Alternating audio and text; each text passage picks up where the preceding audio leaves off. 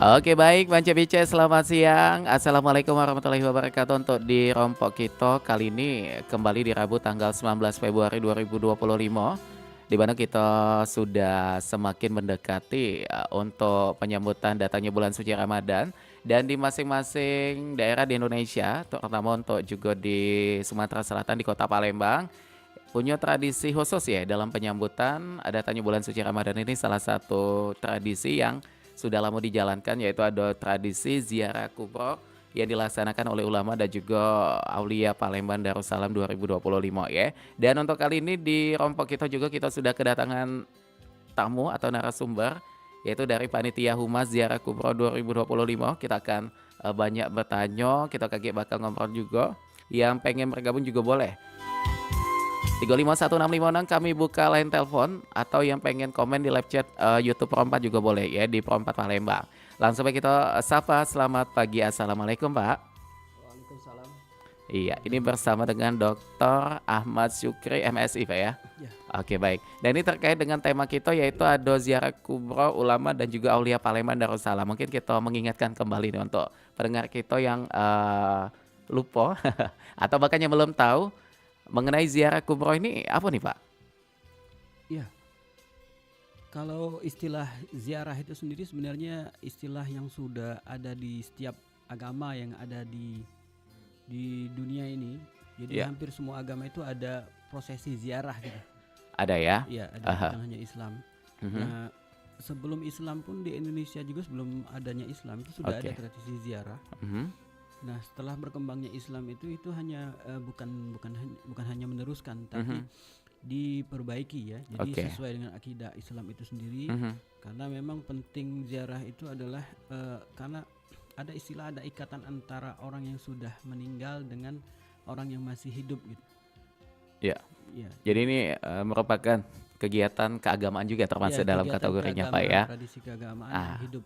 Begitu. Nah, cuma kalau di Palembang ziarah kubro ini sudah menjadi sebuah tradisi nih Pak. Ya. Ini dijalankan atau dilaksanakan sejak tahun berapa nih tradisi ini? Sebenarnya kalau tradisi ziarah sendiri yang menjelang bulan Ramadan itu sudah dilaksanakan dari hasil riset yang kami lakukan itu sudah dilaksanakan pada periode Kesultanan, bahkan mungkin setelah sekitar tahun 1900-an.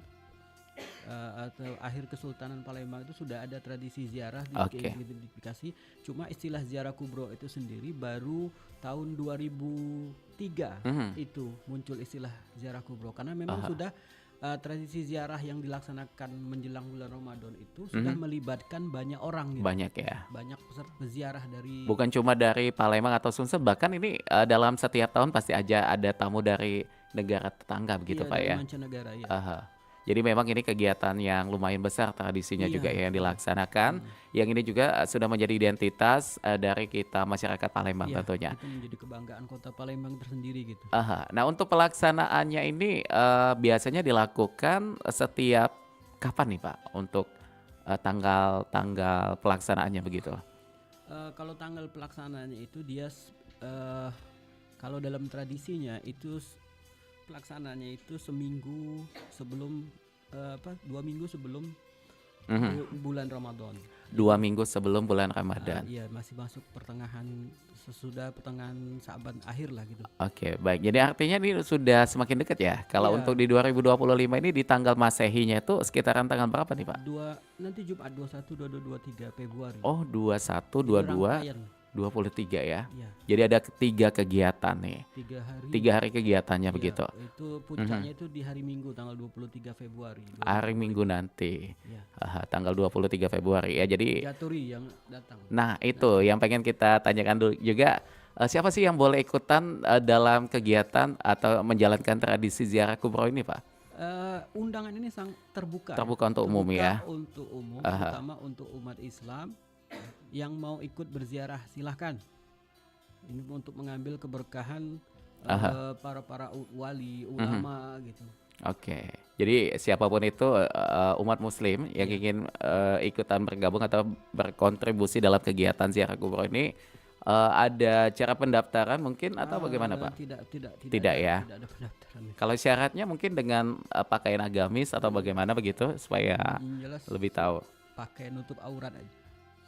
Kalau Oke. bisa ya putih-putih gitu ya. Mhm. Nah ini menarik juga mengenai keterlibatan generasi muda. Apakah dalam kegiatan di Ziarah Kubro untuk 2025 ini akan melibatkan juga nih? Iya, jadi Aha.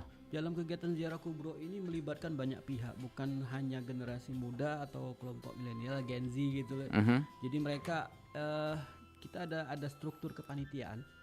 Struktur kepanitiaan sendiri ada dari bagian Aha. dokumentasi, humas, umum, transportasi, Oke. bagian tamu itu lengkap. Itu Mhm. dari berbagai pihak, bukan hanya unsur dari satu unsur Kategori usia khusus iya, ya? nggak ada. Aha. Jadi siapapun yang mau membantu terlibat dalam kegiatan ziarah kubro ini Oke. itu sangat kami hargai gitu.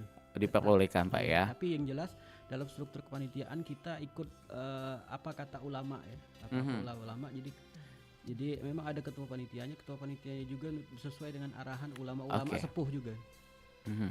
Ini ada panitia pasti sudah menyiapkan konsep juga dan juga tujuan dari kegiatan ini. Nah mungkin kalau kita ke konsep dulu nih, bagaimana sih untuk latar belakang dan juga tujuan diadakannya ini dan mengenai konsepnya ini melalui rute mana nih Pak nanti untuk hari pertama, kedua, sampai ketiga begitu? Iya, jadi konsep sebenarnya kalau dari tujuan ziarah itu sendiri secara umum, ziarah dalam konsep Islam, Iya. dalam konsep tradisi Islam, ziarah itu yang kita ziarahi Mhm. itu adalah orang-orang besar. Iya.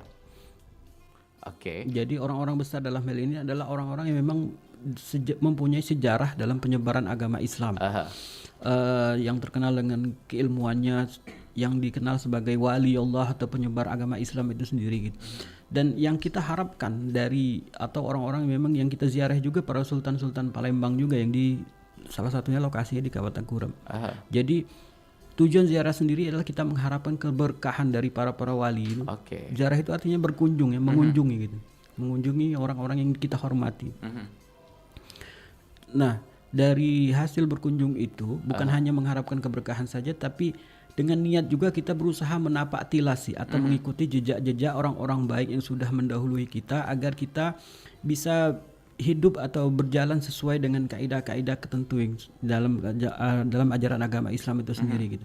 Dan tradisi ziarah ini sangat damai ya. Jadi itu bisa hampir tidak ada keributan atau sampai mengganggu Kondusif orang semua lain. ya, Pak, Jadi ya?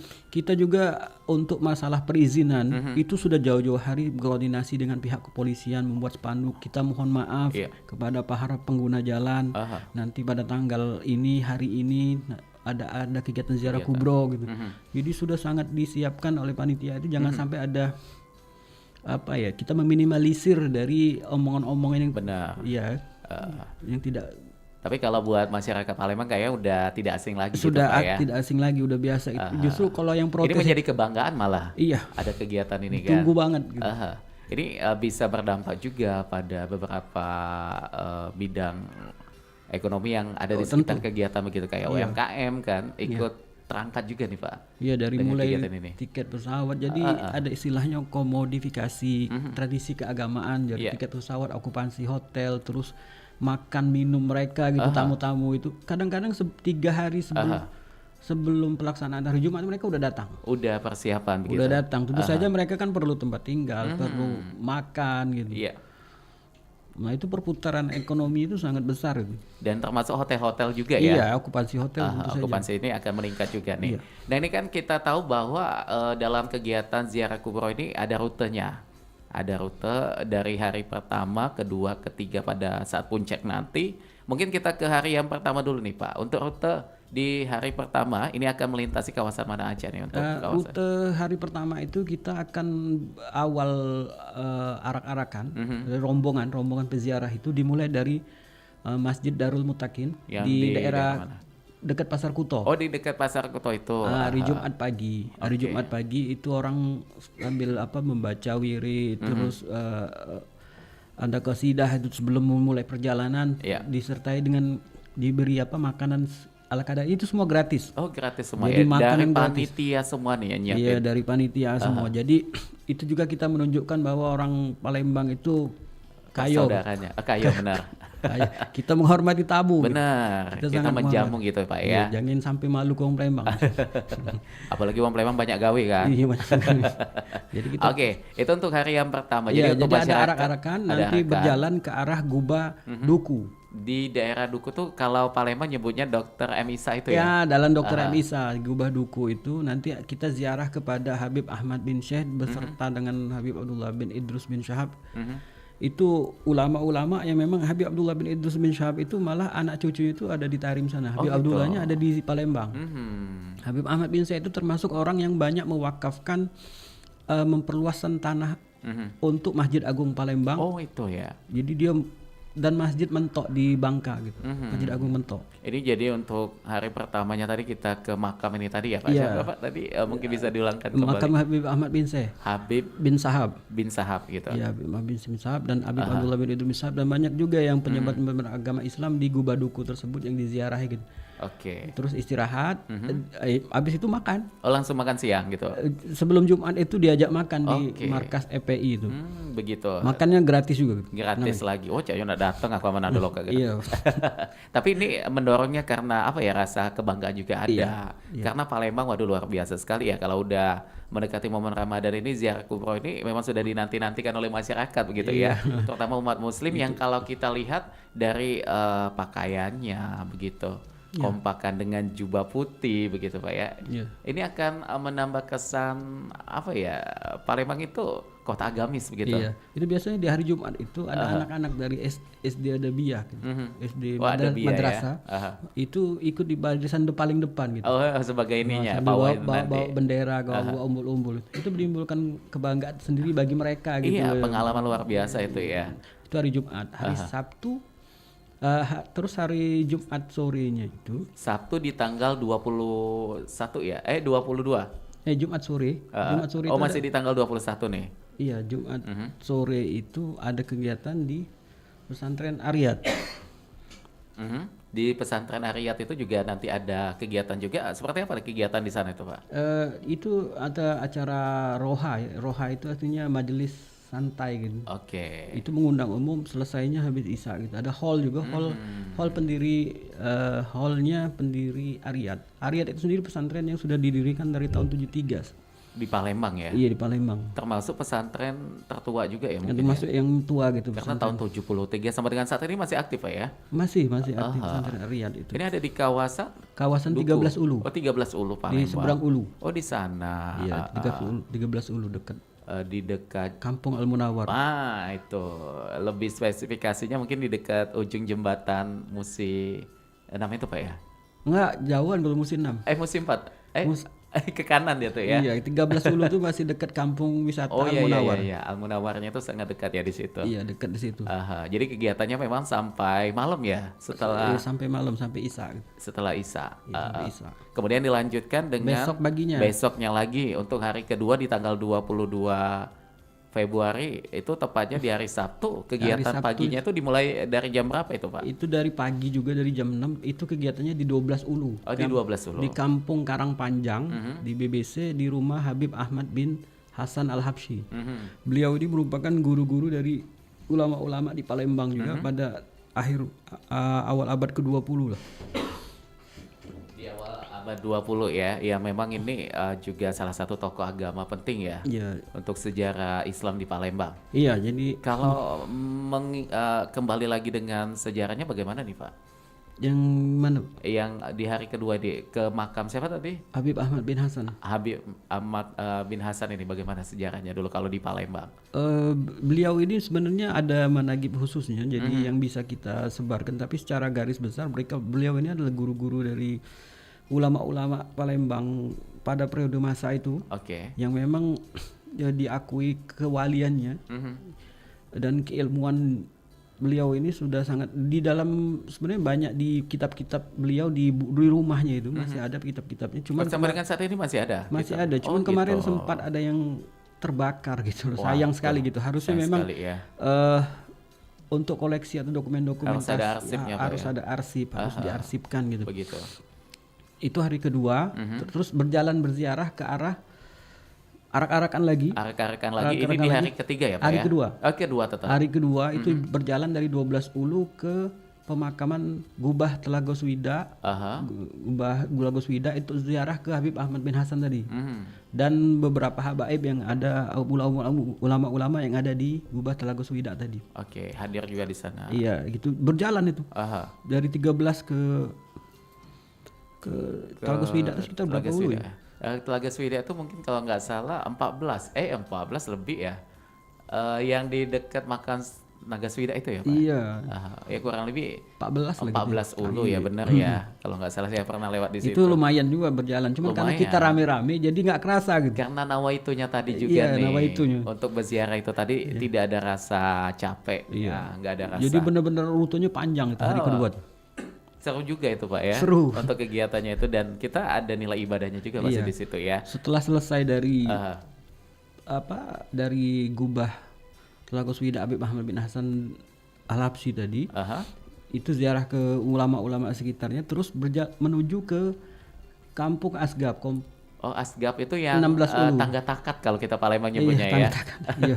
Jadi Tangga takat kita ke sananya, iya. di ujungnya itu kan. Iya. Jadi kita ke kawasan lurus ke sana, bukan Iya. belok ke kanan bukan Pak ya. Jadi lurus terus belok kiri masuk ada Gubah Babas Salam namanya. Oke. Nah, di situ ada kita ziarah ke Habib Hamid bin Ali Al-Haddad. Beliau ini merupakan saudara dari imam kuburnya Sultan Bahauddin, Habib Muhammad bin Ali Al-Haddad. Mhm. Nah, Habib Muhammad bin Ali Al-Haddad ini makamnya ada di Kabupaten Kureb. Oke. Jadi saudaranya, tapi dia sufi ya, jadi penyebar Islam di daerah situ gitu. Dan ziarah sebentar, setelah ziarah dari sana itu ada kegiatan hall di Komplek Asgab. Oh, di sana yang ada pagar itunya ya. Iya, dekat untuk masuk kawasan itu. Iya, masuk ke situ nanti silahkan memohon. Itu tiap tahun itu bertambah terus, 5.000 orang lebih. Oh, itu. Yang hadir itu 5.000-an. Jadi jumlah peserta ini dalam setiap tahun itu mengalami nambah peningkatan. terus karena ini salah satu indikatornya kita nambah tenda gitu. Oh, begitu. Nambah tenda kayak nggak habis-habis orang. Dan ini juga apa ya, membuat panitia juga kayaknya lebih ini lagi, lebih prepare lagi gitu Pak ya. Iya, sistem kepanitiaan itu tidak terpusat, bukan ya tetap ada ketua, tapi untuk tanggung jawab tiap kegiatan itu Ada di divisinya lokasi masing-masing. Oh gitu. Jadi untuk lokasi di Asgab siapa tanggung jawabnya gitu. Jadi semuanya sudah terorganisir ya Iya, dengan sangat insya baik Allah begitu. sudah sangat rapi gitu. Baik. Nah itu di hari kedua di tanggal 22 Februari. Kita melanjutkan di hari puncak ini mungkin penutupan ya. Nah hari kedua itu sebenarnya masih ada kegiatan. Oh masih ada lagi. Sorenya. Oh di sore harinya. Sorenya itu sampai malam itu di Kampung Al Munawar. Itu di ada situ. Hall Sayyidina Fagihil Mogodam. Itu penghulunya ulama para kaum habaib yang ada di dunia maksudnya. Iya. Yang itu hall. Itu rame juga malam-malam itu. Jadi kegiatan diisi dengan majelis lagi ya? Pak? Majelis lagi, majelis. Dan besoknya udah istirahat sampai jam 9, besoknya itu lagi. Itu mulai dari pagi lagi. Oh, dari pagi lagi untuk Hari di puncak. Puncaknya Minggu Hari tanggal Minggu. 23 Februari Nah, nanti ya. itu pagi.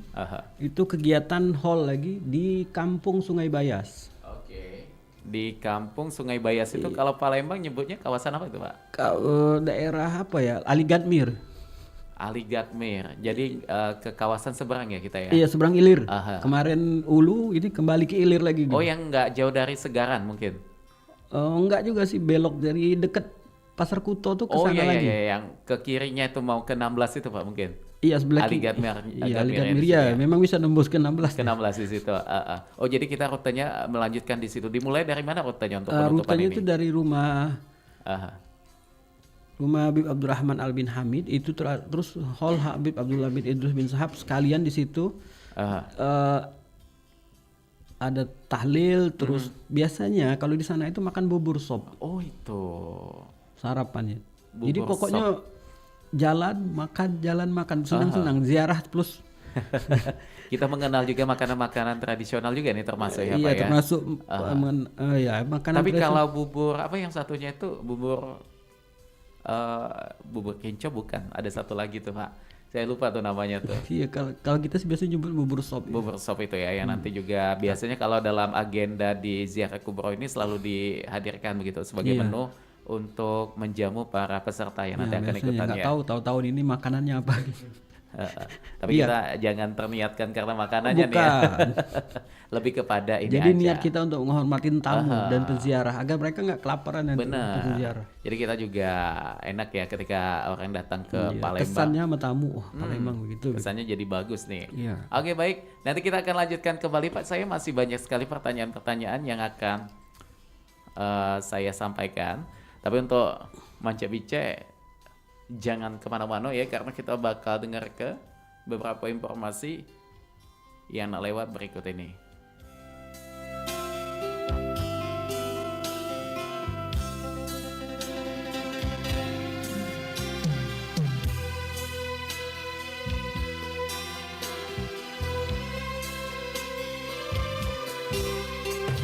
Ada satu tradisi unik yang hanya bisa Anda jumpai ketika bulan Ramadan tiba di kota Palembang. Bubur suro, makanan yang terbuat dari campuran beras dan berbagai bumbu masakan berupa bumbu sop serta daging ini. Rasanya yang gurih dan warnanya yang menggugah selera. Makanan ini disajikan dan dibagikan secara cuma-cuma saat menjelang buka puasa. Nama bubur suro itu sendiri diambil dari nama daerah tempat Masjid Al-Mahmudiyah berada. Masyarakat lebih mengenali daerah Kelurahan 30 Ilir itu dengan sebutan Suro, sehingga mereka menamai masjid dan bubur itu sesuai dengan nama daerahnya. Tradisi yang telah berlangsung sejak dahulu ini menjadi tradisi wajib bagi masjid tersebut. Bubur ini secara adat tidak boleh ada yang menjualnya secara bebas, karena kuliner tersebut sudah termasuk warisan. RRI dengan esensi buku.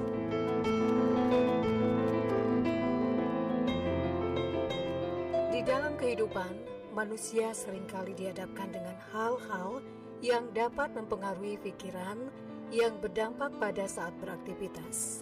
Namun dengan berpikir positive thinking akan mampu membantu sedikit menepis kegundahan apa yang tengah kita pikirkan.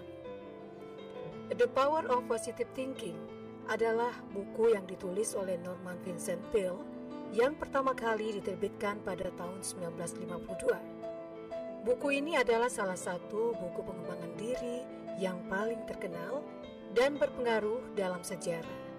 Ini mengajarkan cara mengembangkan pikiran positif dan memanfaatkannya untuk mencapai kebahagiaan, keberhasilan, dan kesejahteraan dalam hidup.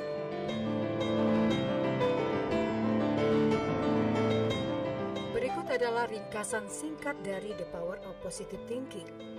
Pertama, pentingnya pikiran positif.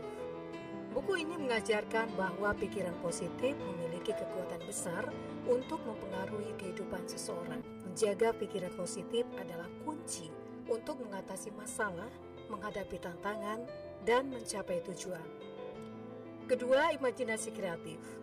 Norman Vincent Peale mendorong pembaca untuk menggunakan imajinasi kreatif mereka untuk memvisualisasikan hasil positif dalam hidup mereka. Ini adalah cara untuk menarik energi positif dan memotivasi diri untuk mencapai tujuan. Ketiga, kebahagiaan dalam kehidupan sehari-hari. Buku ini mengajarkan bagaimana menciptakan kebahagiaan dalam rutinitas sehari-hari. Peale menunjukkan pentingnya bersyukur dan menghargai hal kecil, hal-hal dalam hidup. Selanjutnya yang keempat yaitu kepercayaan diri. Pembaca diajarkan untuk membangun dan memperkuat kepercayaan diri mereka. Peale menekankan pentingnya memiliki keyakinan dalam kemampuan sendiri untuk mengatasi rintangan. Kelima, doa sebagai alat. Di sini Peale menggabungkan elemen spiritual dalam bukunya. Dia menunjukkan bahwa doa adalah alat penting untuk mengatasi kesulitan dan menemukan kekuatan dalam diri sendiri. Keenam, mengatasi kekhawatiran dan ketegangan. Buku ini memberikan strategi tentang bagaimana mengatasi kekhawatiran dan ketegangan. Peale mengajarkan teknik-teknik relaksasi dan pemahaman terhadap peran positif dalam menghadapi masalah. Dan yang ketujuh yaitu hubungan sosial yang positif. Peale menggarisbawahi pentingnya menjalin hubungan sosial yang positif dan mempengaruhi orang-orang di sekitar kita dengan pandangan positif. Selanjutnya kedelapan yaitu tindakan yang mendukung pikiran positif. Buku ini menekankan bahwa pemikiran positif harus didukung dengan tindakan positif. Membuat perubahan nyata dalam hidup memerlukan langkah-langkah konkret. Selain 8 hal tadi, di buku The Power of Positive Thinking, karya Norman Vincent Peale juga memiliki tujuan dapat memberikan panduan dan motivasi kepada pembaca untuk mengubah cara mereka berpikir dan menjalani kehidupan dengan sikap yang lebih positif. Demikian esensi buku The Power of Positive Thinking, karya Norman Vincent Peale dari RRI untuk Indonesia.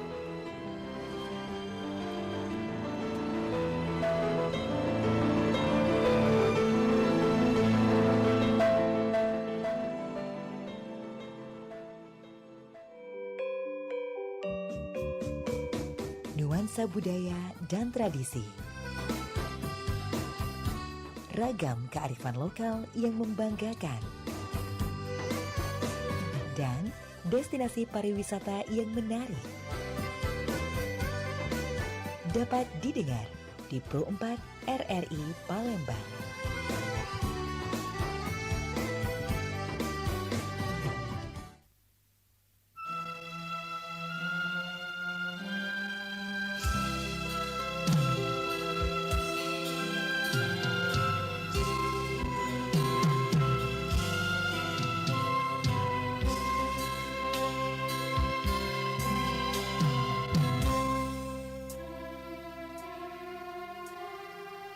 Oke baik, Manci-Pici dulur-dulur dimanapun berada, dan terima kasih untuk yang masih bersama kami di sini di Pro 4 FM Palembang. Kita masih bersama dengan Dr. Ahmad Syukri MSI, di mana ini merupakan perwakilan dari Panitia Humas Ziarah Kubro 2025 ya. Dan tadi kita sudah banyak cerita di mana tradisi ini sudah sangat melekat di Palembang ya, di mana kita juga tahu ya di saban tahunnya sejak tahun 2003 ini sudah dilaksanakan. Dan kali ini kita akan sedikit mengulik mengenai jumlah peserta. Nah, bagaimana nih Pak Ahmad? Ini biasanya kan dalam setiap tahun itu ada perubahan konsep, ada nggak biasa itu dalam setiap mungkin tahun ini konsepnya A, di konsep tahun B, tahun depan C gitu. Atau konsepnya tetap satu sehingga ini mempengaruhi jumlah peserta yang datang begitu. Ya, jadi puncak ziarah itu sendiri itu lokasi utamanya itu di Gubah Kambang Koci, itu yang di dekat Pelabuhan Peti Kemas. Oke. Itu ya. Jadi sebelum ke Gubah Kambang Koci, jadi saya tambahkan dari ada tambahannya ya. Jadi kegiatan hari Minggu itu setelah hall di Kampung Sungai Bayas itu ada arak-arakan. Itu paling panjang itu menuju Gubah Pangeran Sarip Ali bin Syekh Abu Bakar. Di itu kawasan mana tuh kalau kita di Palembang? Di sebelah rumah sakit Pelabuhan. Oh, di situ. Kalau Cak Juang Palembang tuh Lemah Bang. Bukan, sebelah Bombaru. Bombaru. Oh, di Bombaru sebelah ya, agak rumah sananya sakit lagi. Pelabuhan Persis. Oh, Pelabuhan situ. Nah, rumah sakit Pelabuhan Persis itu ada Gubah itu, dia menantu dari Sultan Husain Diyaudin. Dia seorang ulama sekaligus pedagang usahawan ya. Yang terkenal di pada masanya itu orang yang besar. Anak cucu keturunannya itu menyebar di hampir seluruh Indonesia, bahkan ke luar negeri juga gitu. Oke. Nah, terus dari Gubah Pangeran Sarip Ali itu kita menuju arak-arakan lagi, rame-rame lagi ya. Rame-rame lagi itu bersama dengan para ulama. Di depan ada urut-urutan ini. Jadi depan itu siapa yang tugas siapa bawa bendera, ada yang bagian marawis. Oh, jadi memang ada bagian-bagiannya ya. Ada bagi-bagian dan ada yang khusus menjaga dari LSM, gabungan LSM. Luar biasa sekali itu ya. yang menjaga, mengurung, jaga sampai ada yang pihak-pihak yang mau mengganggu. Atau ya macam lah, jangan mengganggu barisan lah istilahnya. Itu. Nah, dari isi sana itu menuju ke Gubah Kawah Tengkurep. Oke, di Kawah Tengkurep. Iya, Kawah Tengkurep agak sedikit maju ke kanan ya. Iya, kalau di daerah Tiga Ilir. Nah, itu lumayan itu jalannya. Di sana kita ziarahi ke imam kuburnya Sultan Habib Idrus bin Abdullah Al-Idrus. Keturunannya itu banyak sebagai ulama di kawasan itu. Di kawasan Sumatera Selatan. Itu identifikasi kelompok Habib atau Sayyid ini, mereka itu biasanya menggunakan gelar-gelar lokal. Oh begitu.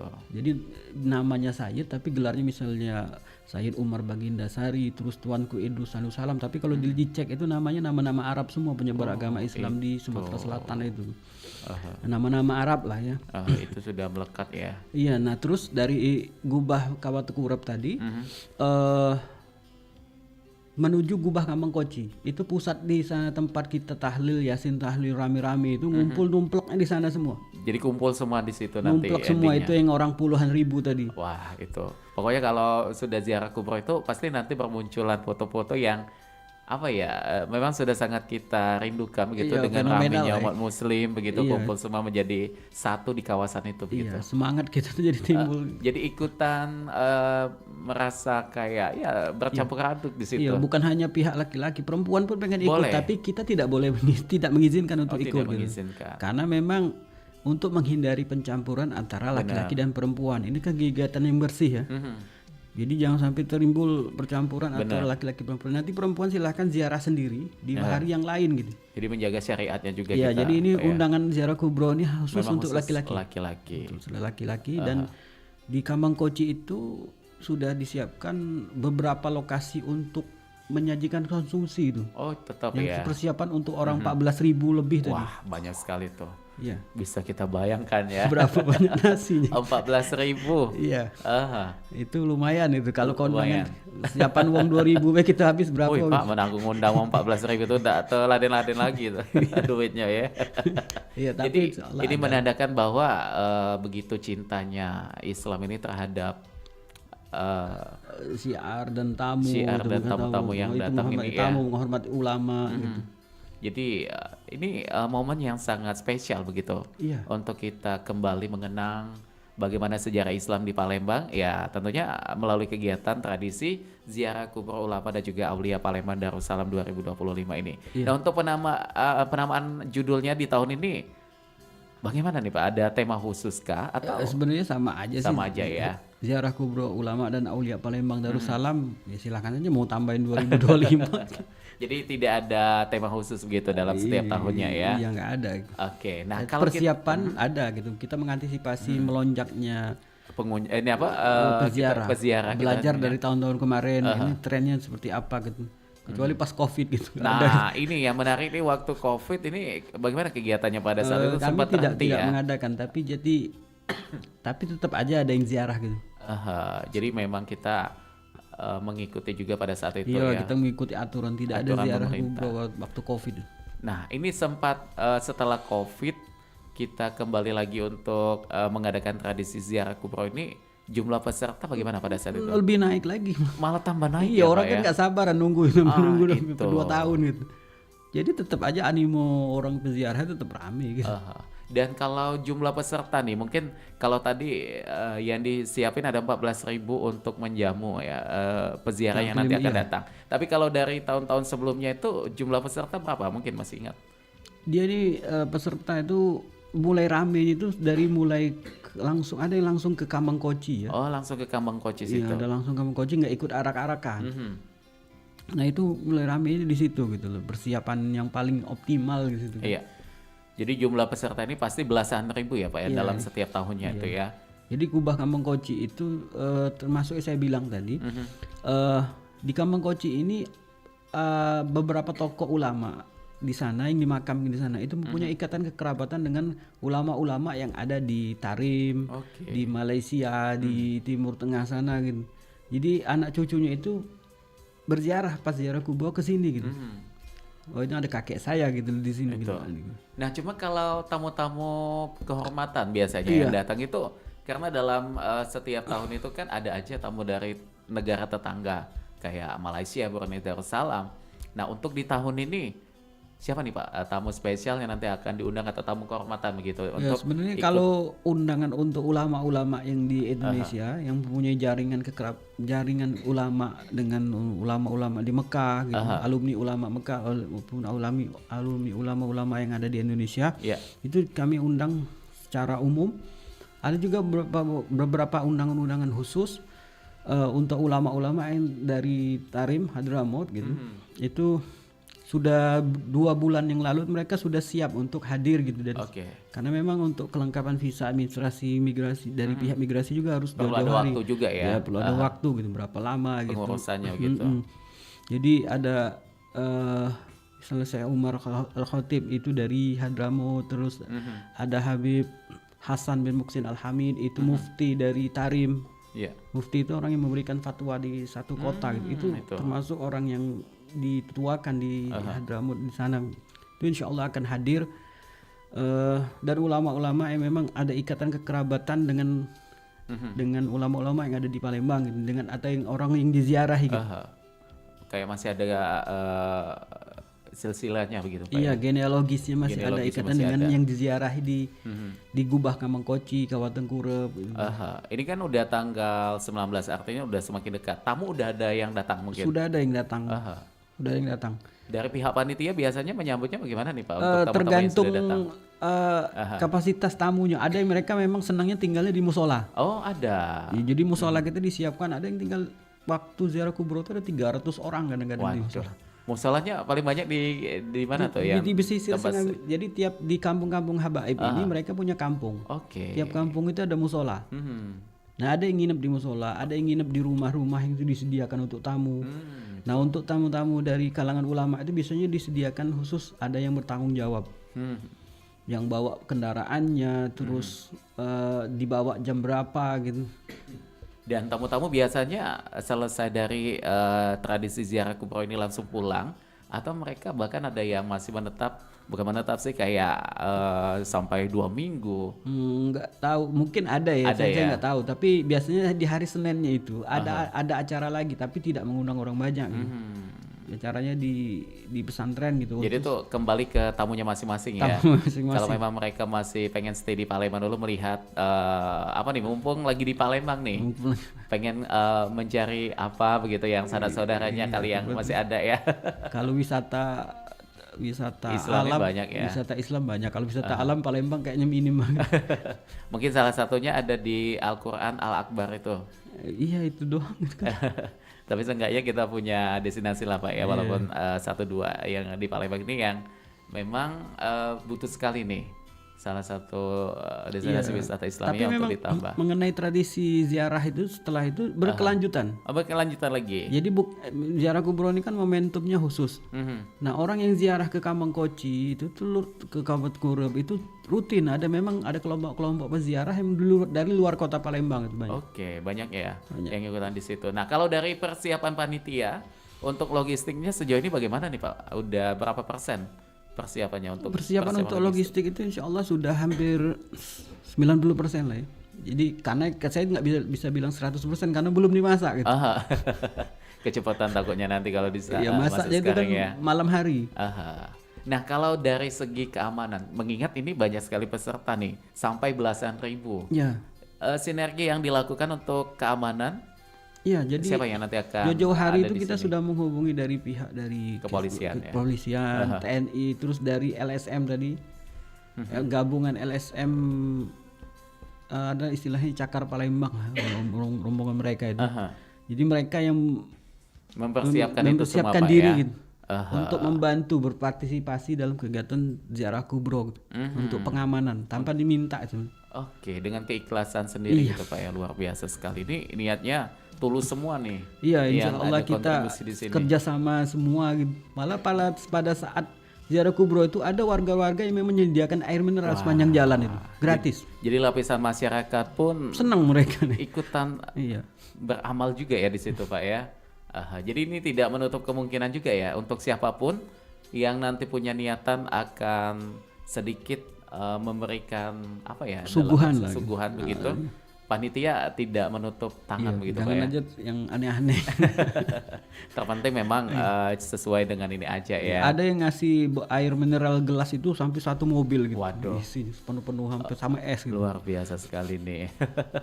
Oke. Nah, ini jumlah peserta banyak.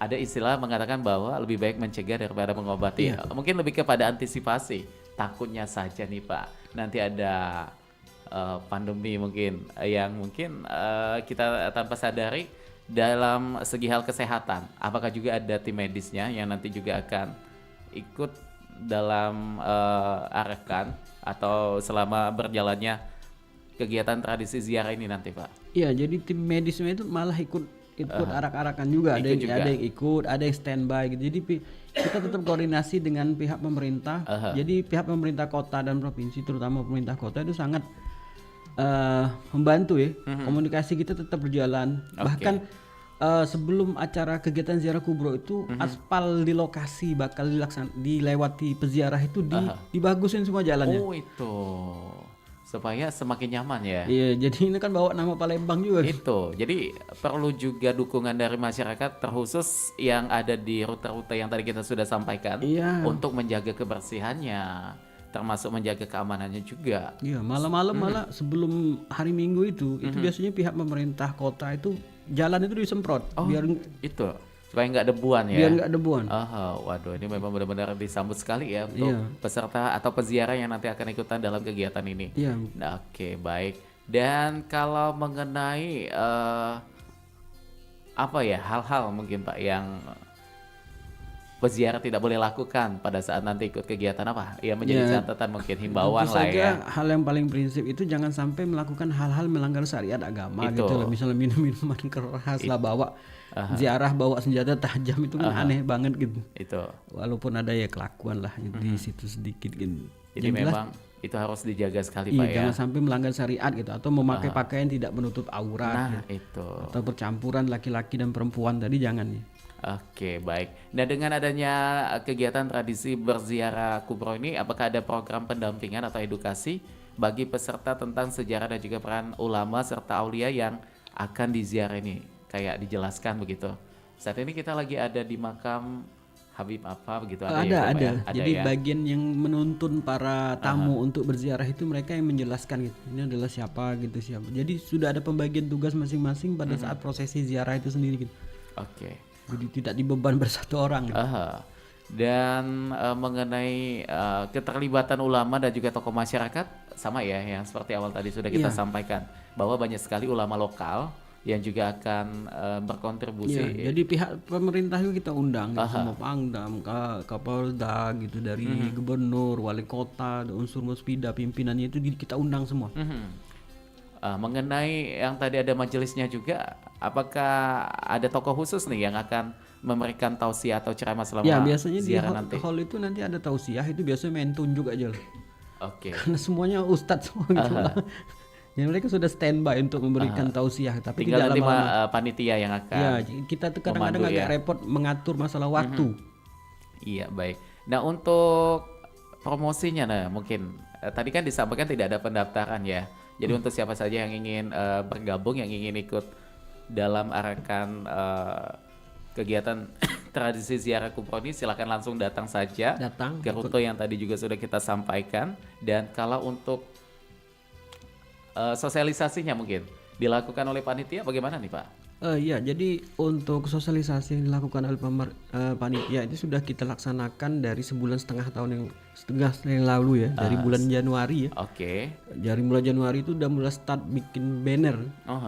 Bikin banner, siapa yang mau berpartisipasi kegiatan ziarah kubro itu dimulai dari sosialisasi begitu baik di media lokal, di radio, terus termasuk kita juga di Pro 4 ini ya menjadi untuk sosialisasi juga nih. Jadi kita minta kerjasama dengan Bang Dila gitu kan, untuk di radio. Lalu terus di di media di jalan, banner di jalan gitu. Jadi semua Videotron, jenis media ya, kayak ada di sosmed, ada juga di spanduk-spanduk baliho di jalan juga kita ada. Lebih efektif kadang-kadang. Biar nanti menyampai langsung kepada masyarakat terutama yang ingin ikut dalam kegiatan ziarah kubro ini nanti yang akan dilaksanakan ya. Nah, mengenai kolaborasi dengan pemerintah dan juga lembaga lain, sejauh ini biasanya panitia itu paling sering kolaborasinya dengan siapa nih Pak untuk dalam kegiatan ini? Yang paling sering itu pemerintah kota, pemerintah provinsi, Pemprov, pemerintah kota. Kita juga dibantu dengan ada namanya wisata bahari. Nah, wisata bahari itu tamu-tamu itu diajak naik kapal keliling Sungai Musi. Oh, yang kapal ini kemarin kali ya? Nah, itu bantu dari pemerintah. Nah, dari TNI, dari Polri itu sangat membantu gitu untuk segi pengamanan ya. Dari LSM tadi kolaborasinya, LSM lokal gitu yang dari segi pengamanan. baik dari anggota majelis taklim yang ada di Palembang, itu semua menyemarakkan dan saling menjaga gitu, jaga agar kehusuan prosesi ziarah ini. Oke, baik. Nah, kalau mengenai generasi muda, ini salah satu kelompok yang pengen kita gaungkan juga, bagaimana supaya mereka lebih mengetahui tentang ulama, terutama yang ada di Palembang. Mungkin panitia juga punya harapan nih, dan juga untuk dapat menginspirasi generasi muda untuk lebih mengenal ulama dan juga aulia yang ada di Palembang. Bagaimana tuh Pak? Iya, jadi kalau kita lihat dari yang peserta dari peserta ziarah itu ya rata-rata yang orang muda gitu, karena memang perjalanan juga lumayan gitu. Selain dengan semangat ya perlu juga ya memang fisik juga gitu. Kita juga menyediakan becak gitu sebagai kendaraan untuk orang-orang tua. Oke, ini perlu jadi catatan ya. Ya, betul, orang-orang tua gitu. Jadi nggak sampai mereka ikut lelah ya, kita sadar. Tapi memang peserta banyak orang muda. Nah, mengenai penjelasan tentang sejarah itu di media-media sosial itu sudah banyak dijelaskan tentang sejarah ziarah kubro itu sendiri. Beberapa riset tentang ziarah kubro itu sendiri juga sudah ada dipublikasikan. Nah, itu tentu saja bisa dipelajari, cuma kita juga memang agak perlu ditambah literasi untuk generasi muda agar mereka mau membaca gitu. Itu paling ada penting kecenderungan sekali generasi muda ini lebih senang mendengar gitu. Daripada membaca ya. Atau scroll gitu. Jadi seenggaknya nanti pada saat di lokasi pun ini tetap akan ada edukasi, ada edukasi, ya. ada literasi pada saat juga. Ceramah itu ada edukasi tentang apa yang seharusnya, bagaimana sejarahnya gitu. Baik. Nah, ini dalam tiap tahun ke tahun, apakah panitia juga melakukan evaluasi nih dalam, ternyata tahun ini nih catatannya gitu, supaya nanti di tahun depan bisa diperbaiki begitu? Iya, tentu saja kita melakukan evaluasi pas rapat akhir tahun itu. Kan rapat pertama itu dilaksanakan akhir Desember, tanggal 29 Desember itu ada evaluasi kegiatan tahun kemarin. Apa yang harus dilakukan? Rapat itu hampir berkali-kali gitu. Rapat besar, rapat kecil gitu. Jadi memang kegiatan yang melibatkan orang banyak ini nggak bisa main-main. Susah juga ya. Perlu benar-benar persiapan sekali gitu. Sekalian persiapan manusia dan dana gitu. Mengenai dana banyak ya support dari berbagai pihak juga begitu. Dana itu ya tetap jadi masalah. Cuman banyak juga yang kadang-kadang pas menjelang hari H itu baru ada. Tapi alhamdulillah sejauh ini belum ada kendala di situ Pak belum ada, jadi banyak hal yang menyenangkan lah. Begitu, luar biasa sekali ya. Ini sebenarnya masih banyak sekali yang pengen saya tanyain, dan juga mungkin mewakili juga untuk pendengar kita yang sudah punya niatan untuk ikutan dalam kegiatan tradisi ziarah kubro ini. Mengenai harapan mungkin yang kita pengen tanyain mewakili teman-teman panitia lain nih. Apa nih Pak untuk harapannya pada acara serupa di masa mendatang? Ya, jadi harapan kami kegiatan ziarah kubro ini sendiri akan menjadi lebih besar syiarnya dan bisa dihadiri lebih banyak lagi peziarah baik dari dalam kota maupun dari luar kota, agar bisa merasakan manfaat ziarah itu sendiri, mengambil keberkahan dan menapak tilasi jejak-jejak para ulama yang telah menyebarkan agama Islam di Nusantara ini, terutama khususnya di Palembang. Nah, mengenai kendala, kami tidak melihat ada kendala atau organisasi miskomunikasi. Ini ya yang bisa menjadi penghambat atau tidak ya? Tidak ada, tidak ada yang selalu sangat mengganggu gitu, karena memang awal niat tradisi tersebut ini juga dari niat yang baik gitu. Bukan kita niat untuk mengunggulkan diri gitu, tidak. Dan ini juga kan bukan milik satu komunitas tertentu, tapi ini milik umat Islam di Indonesia, terutama dalam penyambutan datangnya bulan suci Ramadan ini Pak ya. Oke, baik. Dan mungkin sebagai penutup juga nih, apa yang pengen disampaikan sekali lagi untuk pendengar dan juga masyarakat Palembang atau umat muslim yang ingin bergabung nanti dalam kegiatan ziarah kubro ini, apa nih Pak? Silakan. Silahkan pasang niat baik untuk berziarah, karena kita hidup pasti akan mati gitu. Itu. Jadi kita menyiapkan bekal kita untuk mati, saling dan sambil mengikuti jejak orang-orang yang sudah mendahului kita. Apalagi ini para ulama juga. Para ulama gitu ya, karena Karena tradisi ziarah ini sangat baik. Pada saat Isra Mi'raj pun Nabi Muhammad itu juga berziarah kepada nabi-nabi gitu. Nabi-nabi yang terdahulu gitu. Jadi kita mengikuti jejak Nabi Muhammad gitu. Iya, baik. Jadi sekali lagi di tanggal 21, 22, 23 Februari ya, untuk semua umat muslim, terutama untuk yang kaum laki-laki, diundang untuk kehadirannya dalam kegiatan tradisi muslim yang muslim ya, ziarah kubro ini ya yang akan dilaksanakan di Palembang.